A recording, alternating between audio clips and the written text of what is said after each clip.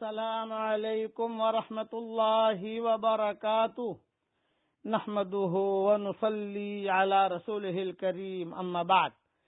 آج کا سبق سن لیجئے۔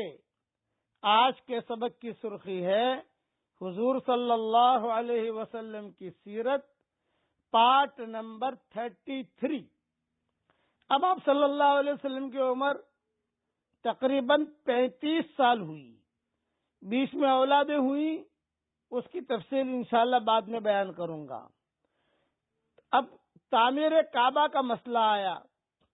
پہلے سمجھ لیجئے کہ ابتدائے عالم سے اس وقت تک بیت اللہ کی تعمیر 5 مرتبہ ہوئی ہے۔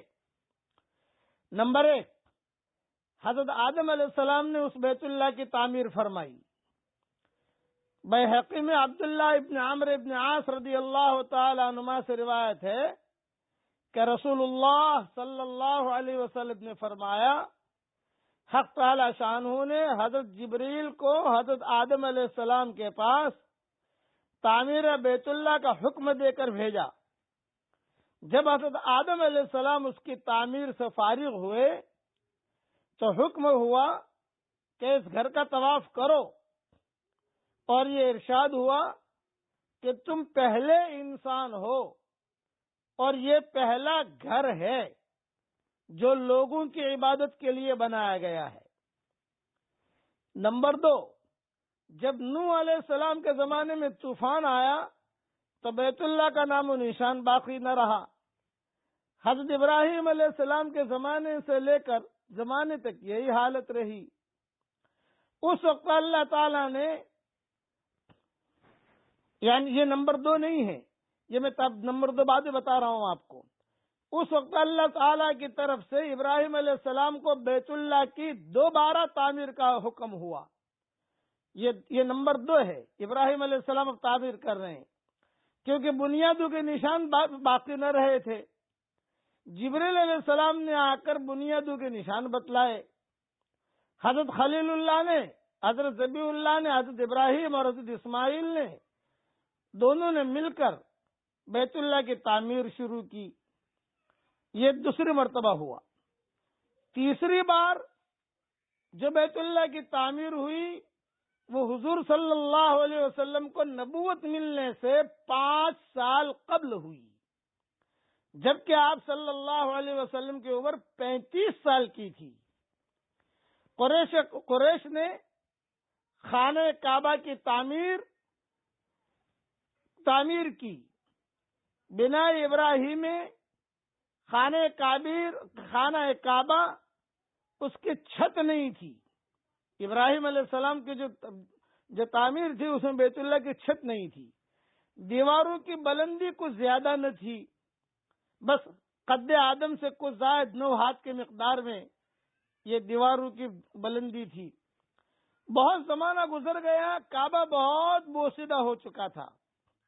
نیچے ہونے کی وجہ سے بارش کا تمام پانی اندر بھر جاتا تھا، اس لیے قریش کو اس کی تعمیر کا خیال پیدا ہوا۔ آپ صلی اللہ علیہ وسلم کی عمر اس وقت 35 سال کی تھی، اور آپ صلی اللہ علیہ وسلم نے یعنی سارے قریش نے ارادہ کیا کہ بیت اللہ کی تعمیر کی جائے، تو وہ مشورے میں حضور صلی اللہ علیہ وسلم بھی جا کر بیٹھ جاتے تھے۔